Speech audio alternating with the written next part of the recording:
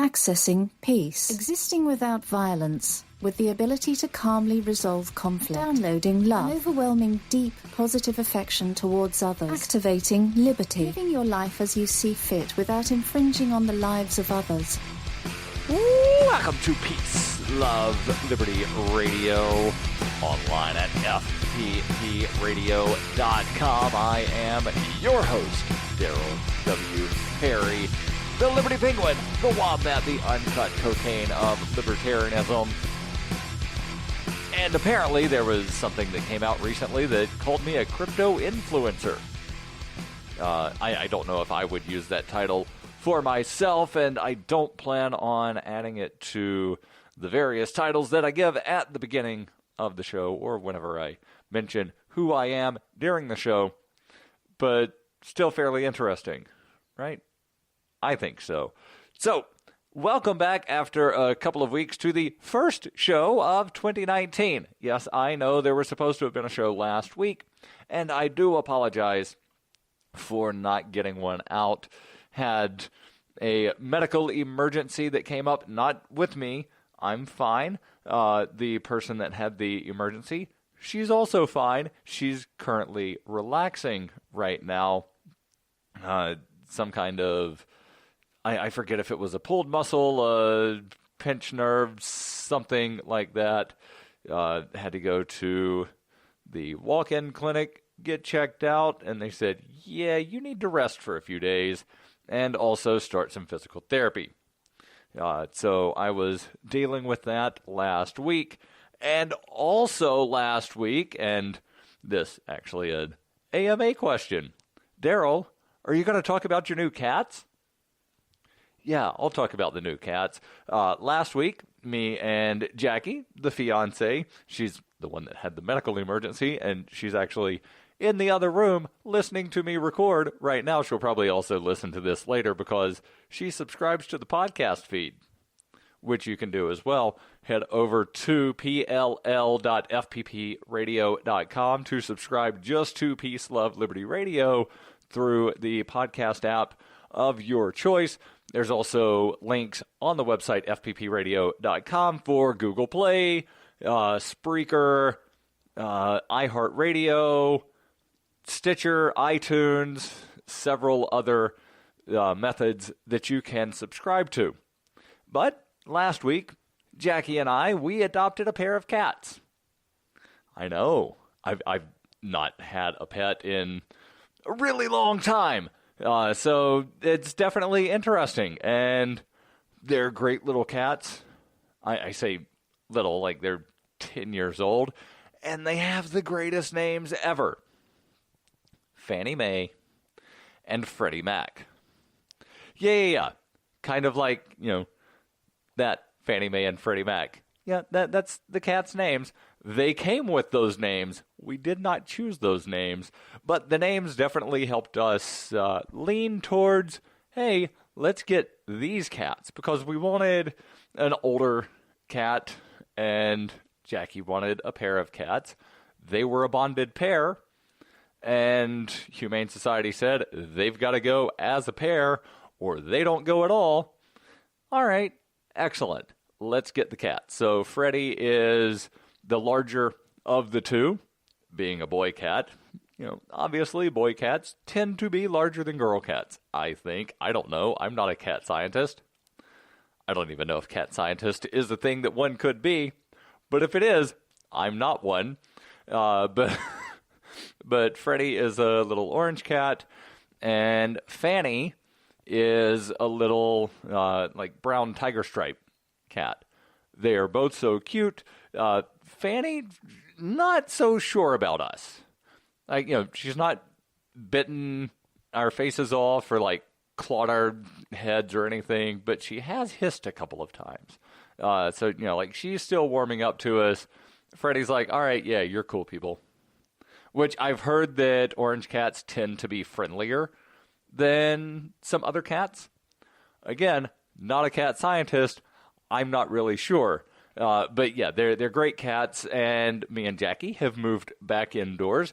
Had been living in the Nautilus, and I've got to say she's a trooper.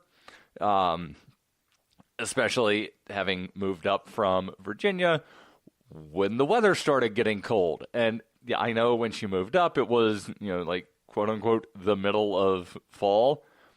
But up in New Hampshire, it starts getting kind of cold during the middle of fall. And yeah, she's amazing. And as you probably heard if you listened to the last episode, we're getting married at some point. Not really sure. There's some paperwork stuff that we need to take care of, and don't know how long it's going to take to wind up getting all of that. Like, I have the information for here's what we need. We've just not actually gotten it done. So that gets the Ask Me Anything for this week. Or actually, no, I think there was one more question. I'll try to pull it up here in just a second. But if you have questions that you want me to answer, and it can be anything. I did an episode about B-sex a couple of years ago. If you've not heard that, go back in the archives and find it. So I will answer questions about anything. You can send those over using the anonymous, if you want it to be anonymous, contact form on the website ama.fppradio.com. That's AMA, as in Ask Me Anything, ama.fppradio.com. So I found the other question, and it wasn't exactly an Ask Me Anything submitted for the Ask Me Anything, but a question nonetheless that did come in about one of the other projects that I have going on. And the question was, are you still doing the lobbying?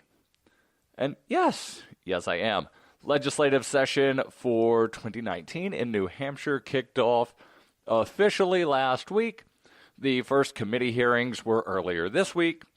And of the bills that I'm tracking, the first one that had a hearing was yesterday. Had planned to testify on 2 bills. Hearing on one of them went way longer than I expected. By the time the other bill opened up the hearing, I looked at my watch. Oh, I've got to go move the car because I'm in a 3-hour parking spot. By the time I got out to move the car, yeah, you know what? I'm just not heading back. There's enough people in there. The ACLU's there. They're going to say exactly what I was going to say. But I do put the audio of my testimony online. You can find out more about the lobbyist efforts over at libertylobby.info. Stay tuned. There's more. You can support FPP Radio by shopping online. Whether you're looking for precious metals, bitcoins, or books, you'll find that and more at shop.fppradio.com. Every purchase you make from one of my affiliates, like Namecheap, Spendabit, and Amazon at shop.fppradio.com helps fund FPP Radio. Or you can shop directly from FPP with Bitcoin in the Bitcoin store. That's shop.fppradio.com. The Doublespeak Dictionary by Leslie Starr O'Hara satirizes the marked difference between the ideal of we the people and the reality of we the elite, while offering an insightful glimpse into the clockworks of the totalitarian mind. Ever irreverent but never irrelevant, the Doublespeak Dictionary serves as a subversive and humorous but timely reminder that the emperor has no clothes. The Doublespeak Dictionary is available from Amazon.com and all major bookstores. You're listening to Peace, Love, Liberty Radio with Darryl W. Perry. Online at fppradio.com. Welcome back to Peace, Love, Liberty Radio. Online at fppradio.com. I'll jump into, I've got a couple of stories that I want to talk about. Not sure which one I'm going to jump into, but I'll pull one of them up here in just a second. But first, I want to make sure that I tell you about the newest sponsor, Smart Cash. Smart Cash is a peer-to-peer digital currency that's fast, secure, and easy to use. I know a lot of cryptocurrencies say that, right?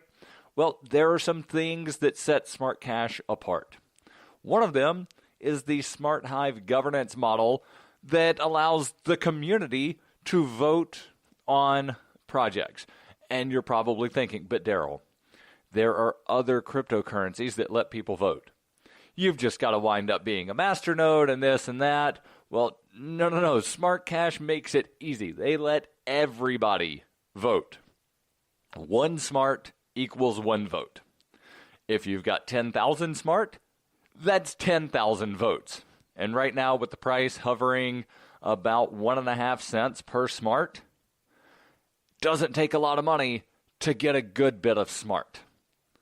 Plus, if you have at least 1,000 smart, do the math, 1,000 times 1.5 cents, not throwing down a whole lot of money there, right? If you've got 1,000 smart and you hold it in a wallet where you control the private keys, you can get smart rewards. Smart rewards incentivize long-term holding, and long-term holding is key to the project's success. Again, 1,000 smart in a wallet where you control the private keys. So if you've got it in a exchange, you're not getting smart rewards to that wallet in the exchange. And you can't have outgoing transactions during the period where they're calculating whatever. So what they do is roughly every month, towards the end of the month, they take a snapshot of here are all the wallets that had at least 1,000 smart at this time. And then, after the set period of time, and it's a number of blocks, it's 47,500 blocks, again, roughly a month later, they start rolling out the smart rewards. And again, smart rewards distributed every month to wallets that have at least 1,000 smart, no outgoing transactions, and to a wallet where you control the private keys. You can learn more about all of the various features of Smart Cash over at smartcash.cc. That's smartcash.cc. Now, let's jump into, you know what? This is going to be really interesting, or at least I think so, especially considering what I did 2 days ago. Now, you probably aren't aware of what I did 2 days ago unless you happen to follow me on some of these social medias. I wound up on the 9th day of January, just around 1 o'clock in the afternoon, hitting refresh on a screen that I had pulled up because I knew registration opens at 1 o'clock and I'm told it fills up fast. That would be for the Ghost Train Ultra Marathon. I signed up for 30 hours with a goal of running 100 miles. And yes, I know there's going to be some walking during that time, but I'm still going to attempt the Ghost Train 30-hour Ultra with a goal of 100 miles. Runner's World actually wound up doing some research, or rather, they've published the findings of some research about what separates ultra runners, the people that, as the future wife says, you're crazy, with people that prefer to do, say, a 5K or a half marathon. Let's jump into the article, and yes, the link will be in the show notes. You can read it at your leisure. Article begins, we all have our own reasons for why we put in our miles.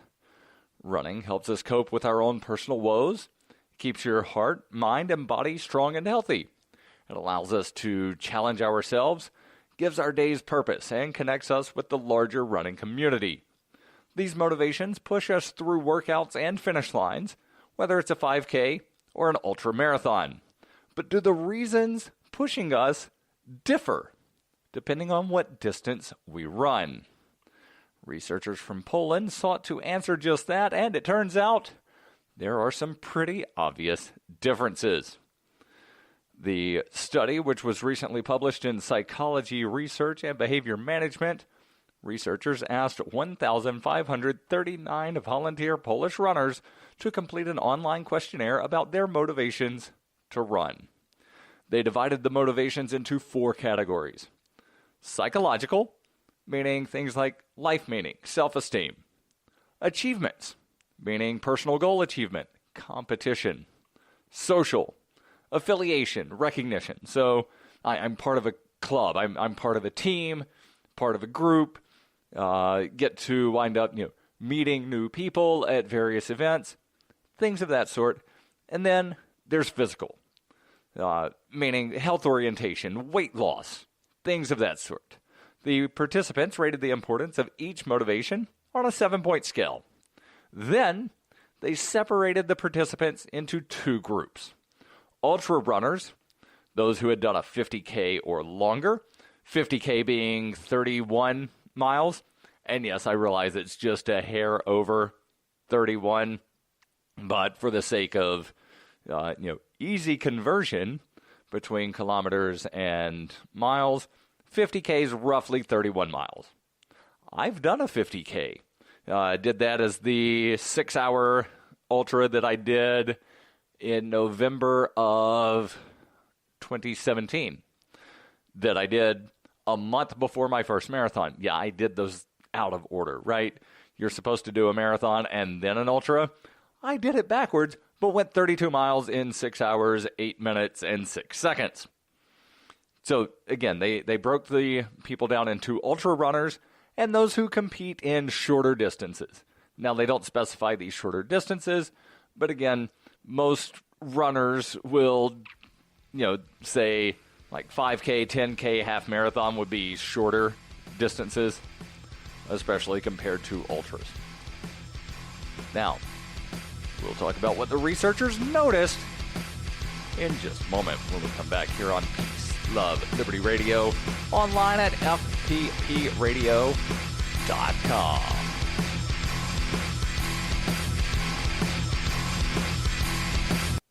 In 1999, Darryl W. Perry began a search for traditional values, which led him down a path to the ideas of liberty. He tells the story in A Rebel's Journey, My Path to Liberty. Of the book, Dr. Brian Sovereign says, sometimes it's funny, and sometimes I think it's crazy, but it's always authentic. Ask for A Rebel's Journey wherever books are sold, or visit arebelsjourney.com.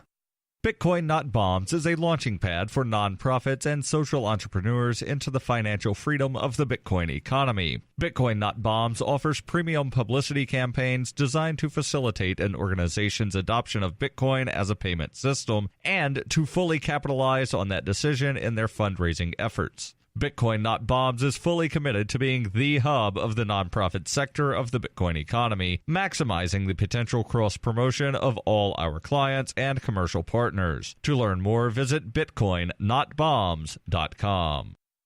Hey, this is Adam from the ANCAP Barbershop. You're listening to Peace, Love, Liberty Radio with Darryl W. Perry. Hey, welcome back to Peace, Love, Liberty Radio, online at fppradio.com. I am your host, Darryl W. Perry, the Liberty Penguin, the Wombat, the uncut cocaine of libertarianism. And we're talking about why people run.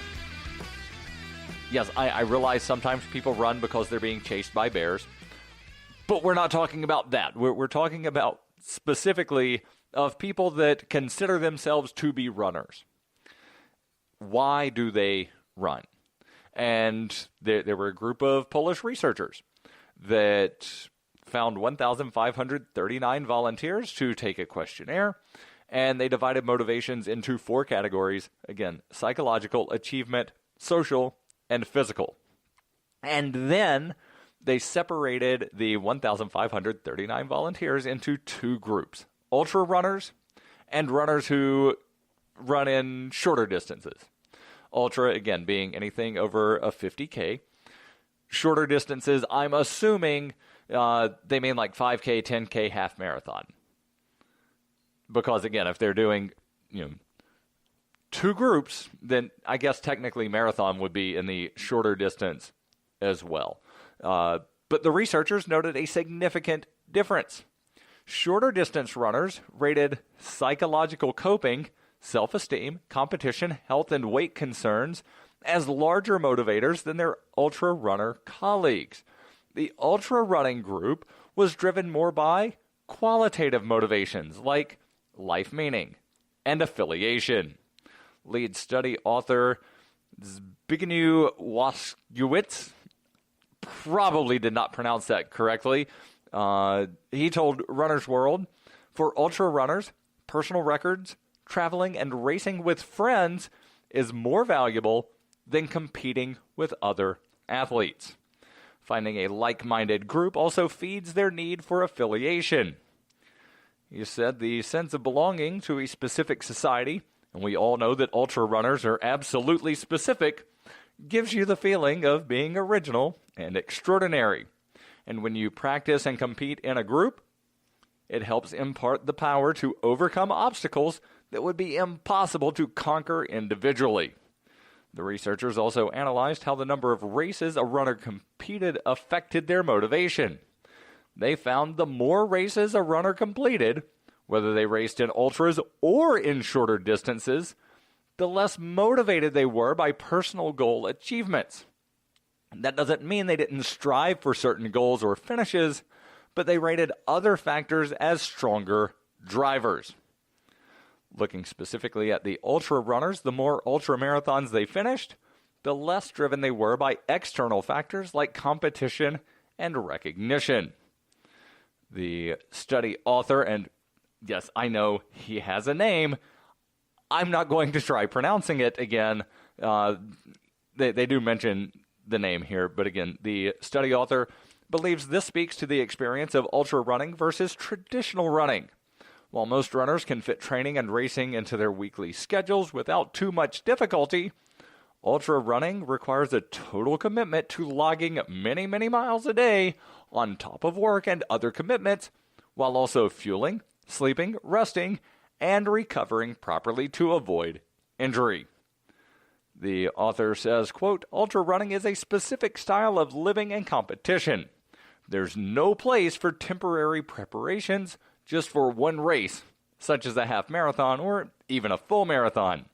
If you want to perform well in ultra running events, you have to dedicate to specific style of living and continue it for many years. When your whole life is centered around ultra running, the competition doesn't stop at the finish line, but is ongoing every day. In the end, the ultramarathon is a test of the runner's own mental and physical endurance. It's not about who can beat whom. And as far as recognition goes, ultra running is still a relatively niche sport, and few outside of the running community know the names of elite ultra runners. So it makes sense that ultra athletes aren't in it for the fame. The change in motivation also may have to do in part to the age difference in both groups. The ultra runners tended to be older than the traditional distance runners. I'll say that again because it sort of defies logic, right? The people that run ultra marathons tend to be older than the people that run 5Ks, 10Ks, half marathons, or even full marathons. The younger runners, the study here, or the study author says, naturally seek more competitive races to test their abilities and limits, while older athletes try to develop their own plans and philosophy of performance independent from external conditions, such as winning awards.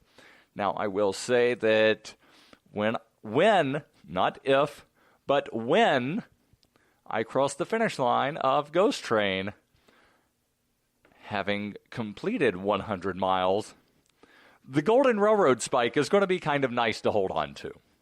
I realize that, it serves no practical purpose. Like some of the ultras, you finish the 100 miles, you get a belt buckle. Serves a purpose, right? Like you use it as a belt buckle. What do you do with a Golden Railroad spike? Well, you hang it on the wall in your office. If you have an office, you set it on a desk to remind you, like, yeah, I did the thing. But again, it's not, fame and glory, but it's pushing your own limits. Like, what are you capable of doing? Are you inside your comfort zone, or are you outside the comfort zone? And I think too many people spend too much time inside the comfort zone. Stay tuned. There's more. Are you a cryptocurrency advocate? The Crypto Tip is the ideal outreach tool to help new people discover cryptocurrency. It's a printable business card-sized tip that you can give to service providers, preferably in addition to a good cash tip. When the server scans the QR code, it'll bring up an explanation of cryptocurrency, how to install a wallet, and allow them to claim the tip. If they don't claim the crypto, you get your tip refunded to you after a time period you specify. Plus, if they do claim the tip, you get an email alert. Create as many tips as you want at cryptotip.org. That's cryptotip.org. When you hear the word lobbyist, you probably think about greedy corporations, but not all lobbyists are the same. Some are fighting for the freedoms you hold dear. Liberty Lobby LLC is doing just that in New Hampshire, working hard to represent you, not some special interest group. You can help by going to libertylobby.info, where your contribution will give us the tools we need to ensure that your voice is heard. Visit libertylobby.info today to find out more.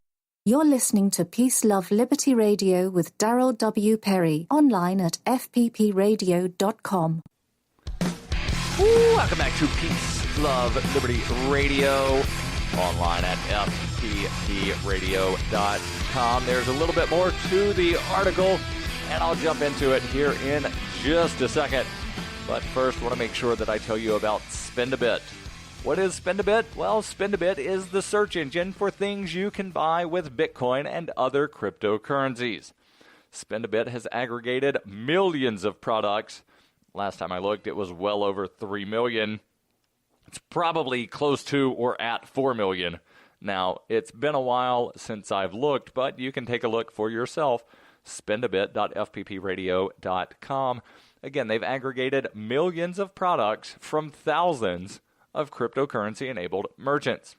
And it's not just Bitcoin. There's other cryptos that people use. There's Smart Cash that was mentioned earlier. There's Horizon. There's Bitcoin Cash. There's Dash. There's Litecoin. There's literally thousands of cryptocurrencies, only a couple dozen that actually wind up seeming to be used by anyone. But Spend a Bit, again, it's a search engine for things you can buy with cryptocurrency. Use my affiliate link and keep your money in the free economy. Spend a Bit. Spendabit.fppradio.com. And if you're a merchant that accepts crypto, ask about their merchant suite to reach even more customers. Spendabit.fppradio.com. That's Spend a Bit, all one word, spendabit.fppradio.com. So jumping back into this article, and yes, the link will be in the show notes. Jumping back in, they again say that the ultra marathon runners tended to be older than traditional distance runners. They say, again, it's less to do about winning awards and more about the philosophy of performance. Plus, it has to do with the transition to running ultras as well. Most ultra runners don't dive right into races beyond the marathon distance. Rather, they first train for a half, then a full marathon, and then work into the distance over time. During the transition into ultra running, perhaps running became not a means to an end, but an end to itself. An activity that provided their lives with purpose and a community in which they thrived. The author of this study said, when you've trained for 20 years and participated in 40 or more marathons, you seek something different. For ultra runners, living happily and being directed and motivated by valued life goals are more important than sports success and temporary happiness. I'll be back next week answering your questions. Send those over, ama.fppradio.com. The podcasts of FPP Radio are licensed under Copy Heart. We believe that copying is a form of flattery and do not abide by the copyright laws. Those laws serve to restrict the flow of ideas which no one can really own. Copying is an act of love. Love is not subject to law. If you enjoy the show, consider joining the Fans program and get perks like ad-free versions of Peace, Love, Liberty Radio and FPP Radio News. To learn more or to join the Fans program, visit fans.fppradio.com.